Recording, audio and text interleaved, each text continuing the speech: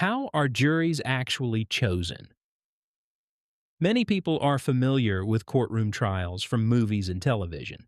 But before a trial can begin, there is an important process that determines who will sit on the jury. This process is called jury selection, and it plays a major role in making sure trials are fair and impartial.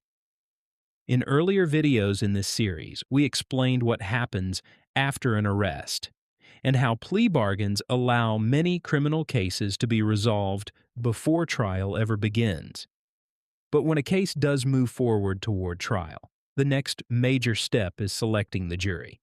In this video, we'll walk step by step through how jury selection works, why courts use juries, and how attorneys and judges help choose the people who will decide the outcome of a case. On this episode of Step by Step Explained, we're breaking down how jury selection works simply and easily. Be sure to like and subscribe so you don't miss future guides explaining how the legal system works. Before looking at how jury selection works, it helps to understand why juries exist at all. In many criminal cases, the Constitution gives defendants the right to have their case decided by a jury of ordinary citizens instead of only a judge. Jurors are members of the community who listen to evidence presented in court and decide whether the prosecution has proven the charges beyond a reasonable doubt.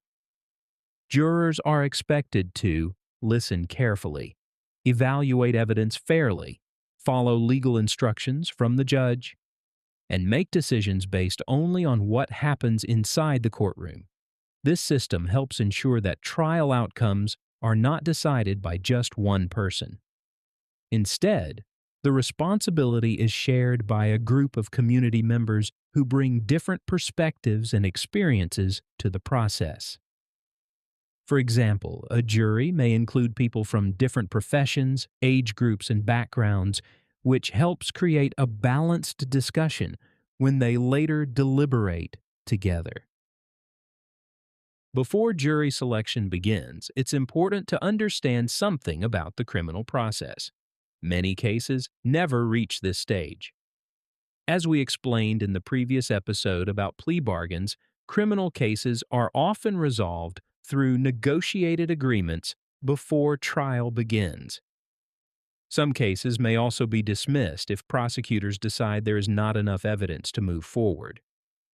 Other cases may be resolved through alternative programs depending on the situation. Jury selection usually happens only when a case continues toward trial after these earlier steps. When that happens, the court begins choosing the jurors who will hear the case. Jury selection begins with something called the jury pool. The jury pool is a group of citizens randomly selected from the community. Courts typically create jury pools using lists such as driver's license records, voter registration records, state identification records, and sometimes other public databases. People selected for the jury pool receive a summons asking them to report to the courthouse on a specific date. This does not mean they will automatically serve on a jury. Instead, they become part of the larger group from which jurors may be selected. Sometimes jury pools include dozens of people. In larger cases, they may include even more. Only a smaller number from this group will actually be chosen for the final jury. When a trial is ready to begin, a smaller group from the jury pool is brought into the courtroom. This group is often called the jury panel. The judge and attorneys begin asking questions to determine whether potential jurors can fairly evaluate the case. This questioning process is known as voir dire. Voir dire is designed to identify whether jurors can remain neutral and open-minded throughout the trial. For example, potential jurors may be asked whether they have prior knowledge about the case, know anyone involved in the case, or have strong opinions about the type of charges involved. These questions help ensure that jurors decide the case based only on evidence presented in court rather than outside information. During jury selection, attorneys may ask questions about work experience, education, prior jury service, experiences with law enforcement, and familiarity with the court system. For example, in a case involving financial charges, attorneys may ask whether potential jurors work in banking, accounting, or business management. In a case involving a traffic incident, attorneys may ask whether someone has previously been involved in a similar accident. In a case involving medical issues, attorneys may ask whether someone works in healthcare. These questions are not meant to judge whether someone is qualified as a person. Instead, they help attorneys understand whether someone may already have strong opinions that could affect how they evaluate the evidence. The goal is to select jurors who can remain neutral and open-minded throughout the trial. During jury selection, some potential jurors may be removed from consideration. One way this happens is through something called a challenge for cause. A challenge for cause happens when a judge agrees that a potential juror may not be able to decide the case fairly. For example, a juror may be removed if they personally know someone involved in the case, have already formed a strong opinion about the outcome, cannot follow the legal instructions provided by the judge, or have scheduling conflicts that make it difficult to serve for the full length of the trial. There is no fixed limit to how many jurors may be removed for cause as long as there is a valid reason. This helps protect the fairness of the trial process. Attorneys also have another tool during jury selection called Peremptory Challenges.